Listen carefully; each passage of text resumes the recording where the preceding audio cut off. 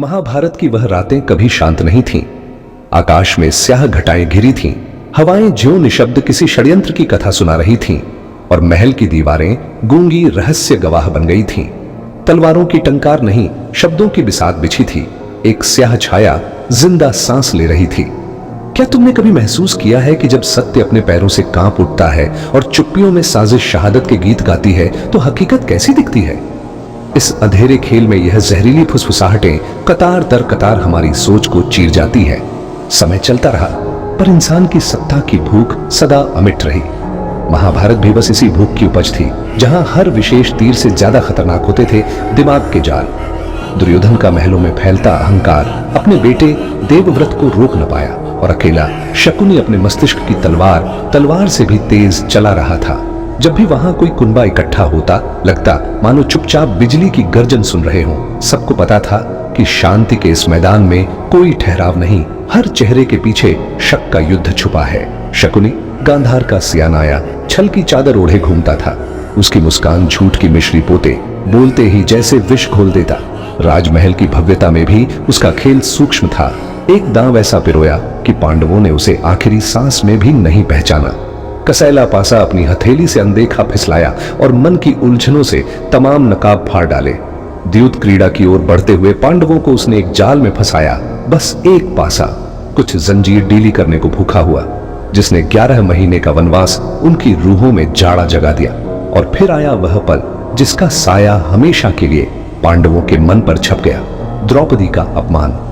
धृतराष्ट्र के दरबार में दुर्योधन बोला, द्रौपदी अब हमारी दासी है, और दुशासन ने उसका चीर खींचना आरंभ किया।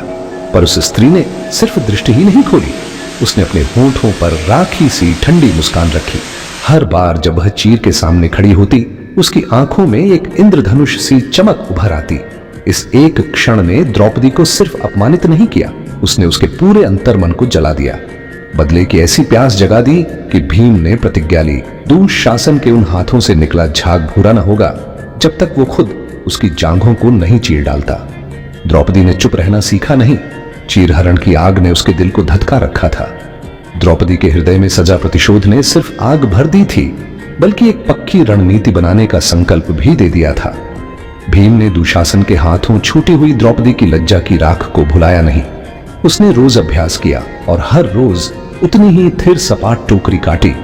अर्जुन ने एक तराशा हुआ निशाना बनाया और अपनी तीर की तीक्ष्णता को युद्ध के लिए तराशा।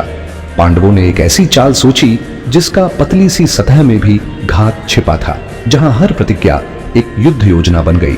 यह मात्र गुस्से की प्रतिक्रिया नहीं थी, बल्कि मास्टरमाइंड की बनाई योजना थी। दुर्योधन की सत्ता की भूख में उसका अहंकार धीरे धीरे स्वतः हारी बन गया था। उसके मस्तिष्क में एक विषाक्त शोहरत की कामना उबल रही थी और उसे लगने लगा था कि पूरा राज्य उसका ही होना चाहिए। धृतराष्ट्र की आंखों का छल्ला भी पुत्र वल्लभ प्रेम से घिर चुका था। पिता ने अपने पुत्र की हर चाल पर अंधेरा फैला रखा था। शकुनी की चालों में डूबा हुआ धृतराष्ट्र हर गुजरते लम्हे में घमंडी की हंसी की तरह बदल गया। सत्ता की लालसा ने न केवल हस्तिनापुर के किले बल्कि हम सबके दिलों को भी दोयम कर दिया। उसके चौखट पर पहुंचते ही मानो धर्म अधर्म की रेखाएं धुंधली हो गई थीं। सत्ता की भूख इंसान को ऐसे पागल बना देती है मानो कोई जहर उसकी नसों में प्रवाहित हो गया हो। महाभारत में युधिष्ठिर जैसे धर्मराज भी इस जाल से नहीं बच पाए। अंत तक उसने राजगद्दी की लालसा की कोमल जलेबी से अपने दिमाग को भर रखा था। देखा जाए तो धृतराष्ट्र का अंधापन, दुर्योधन का क्रोध और भीम की निर्मोही नाराजगी, सभी ने मिलकर सत्ता की आग में घास की तरह अपनी हदें पाई।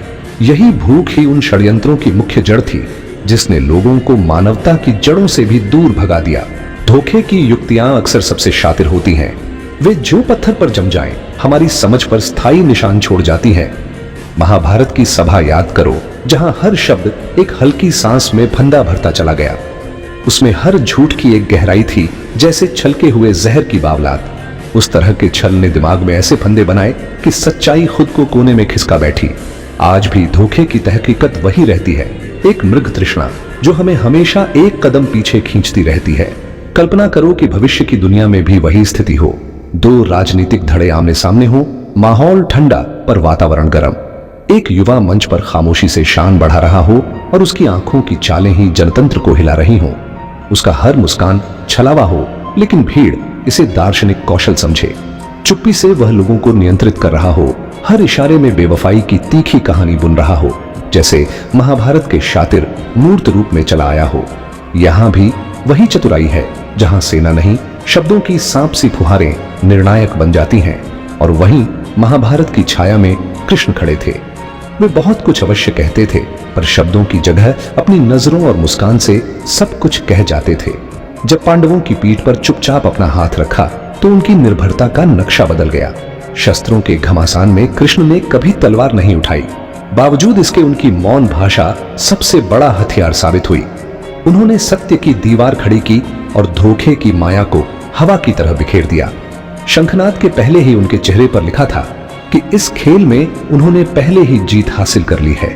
सबसे बड़ी चाल यह है कि वह हमें अपने ही दिमाग में फंसा लेती है। तुम सोचते रह जाओगे कि सच तुम्हारे पास ही है, और असल में तुम वही देखते हो जो तुम्हें दिखाया जाता है। महाभारत में भी कई बार ऐसा हुआ कि विश्वासघात इतना महीन जाल बुन गया कि पूरे राज्य को घेर लिया। उदाहरण के लिए, जब शकुनि ने धोखे से पांडवों को संन्यास का भ्रम कराया, तब तक वे बिसात के विनाश की जद में गिर पड़े थे। एक नजर में दिखने वाला साधारण इशारा अक्सर गहरे छल का आईना होता है। ध्यान रखना, हर बार आंखें शांत हों तो पीछे से कुछ बड़ा धमाका होने को होता है। अहंकार अंततः इंसान को इंसानियत से भी तकिया कर देता है। महाभारत में भीम, अर्जुन, कृष्ण सभी ने कभी न कभी खुद को महापुरुष समझने की भूल की, लेकिन जो गिरावट आई वह सिर्फ मैं की राह में आई। दुर्योधन की प्रतिद्वंद्विता ने उसे जला देने वाला तिल बना दिया, जिसने अंत में अपनी आग में झुलसना तय कर लिया। इंसान का सबसे बड़ा दुश्मन उसका ही घमंड बन जाता है, जिसकी मिट्टी में वही खुद दफन हो जाता है। मगर इस खेल में सबसे बड़ी पूंजी होती है दिमाग की शक्ति। जो अपनी धारणा का निर्माता होता है वही असली विजेता बनता है। भीष्म ने भले ही कहा था कि अधर्म का अंत होगा, पर किसने सोचा था कि उसका अंत कुछ खुदा की नजरों में ही होगा। जब भीष्म चुप थे, उन्होंने सारे छद्म को अपने भीतर झोंक दिया। उनकी मौन उपस्थिति ने शत्रुओं को सबसे बड़े दर्द का एहसास कराया। आईने के सामने खड़े हर व्यक्ति को याद रखना चाहिए, असली लड़ाई तो स्वयं की धारणा से है। कल्पना करो, जंगल की कहानियां भी इस द्वंद्व का सुंदर उदाहरण है। एक लोमड़ी दुश्मनों की भीड़ में झुकती नजर आए, मगर उसकी चालाकी ने रानी शेर को चकमा दे दिया, क्योंकि शक्ल में जोर नहीं, चालाकी में जान होती है। जब हम केवल ऊंचे शोक शब्द सुनते हैं, तब वह हमें यही सिखाती हैं कि ताकत आवाज की नहीं, घात की होती है। इतिहास के पन्नों पर दबे हुए षड्यंत्र भी हमारे सामने आते हैं, जैसे चाणक्य ने चुपके से साम्राज्य की बिसात बिछाई। अपने मौन से उसने पूरी व्यवस्था को हिलाकर रख दिया। युधिष्ठिर ने तो राजगद्दी की शपथ ली, लेकिन चाणक्य ने मौन की अघोषित नीति अपना ली। इतिहास ही तो यही साबित करता है कि जिसने सबसे बड़ा रहस्य जाना वही जीत कर उभरा। हमारे मन की उलझने अक्सर छोटे मोड़ पर अटक जाती है। महाभारत का हर प्रसंग इस बात का साक्षी है कि कभी कभी जीतने के लिए खुद को भ्रमित रहना भी जरूरी होता है। जब पांडव वनवास को तैयार हुए, तब तक विश्वास ने अपने ही जाल बुन लिया था। जब भीम ने बदले की शपथ ली, उसने उसी मन का खेल रचा जिसमें वह बंधा था। क्या हम समझते हैं कि हमारे अपने इरादे भी कई बार आपस में भिड़ जाते हैं और हम ही अपने साथी और प्रतिद्वंद्वी बन जाते हैं? जब महाभारत ने लौटकर परीक्षाएं ली, तो हर हीरो की आंखों से मोह भंग हो गया, लेकिन वह अंधेरा कभी पूरी तरह खत्म नहीं हुआ। वह अंधेरा हमारे सामने खड़ा है आज भी। वह हमारा अतीत, हमारी परछाई और हमारा विलासी अहम है। हम कह सकते हैं कि सत्ता की भूख की कोई सीमा नहीं होती। जितना हासिल करो उससे भी ज्यादा चाहने लगते हैं हम। यह भूख हर युग में अपनी तरह की चट्टान है, जिसके आगे बड़े से बड़े राजा धूल हो जाते हैं और अंततः जीत कभी मुश्किल से हाथ लगती है। शक्ति कभी धड़ाधड़ की आवाजों में नहीं होती, बल्कि ठंडी अपने अक्स की मुस्कान में छुपी होती है। जब हम सोचें कि हमने समझ लिया सब कुछ, तब अक्सर सामने वाली चाल चल जाती है। असली विजेता वह है जिसने पहले से ही अपना दिमाग तेज कर रखा है, और असली हार वही है जो अपने भीतर की धारणा से हार जाता है। दुनिया की अंतिम लड़ाई भी यही रही है, खुद से, अपने डर से, अपनी दृष्टि से। तो एक आखिरी प्रश्न, क्या तुम्हारी आंखों ने इन सब रहस्यों को संभाला है? जब अंधेरा छंटेगा और खामोशी खुशी गा उठेगी, तब तुम किसे अपना साथी पाएंगे?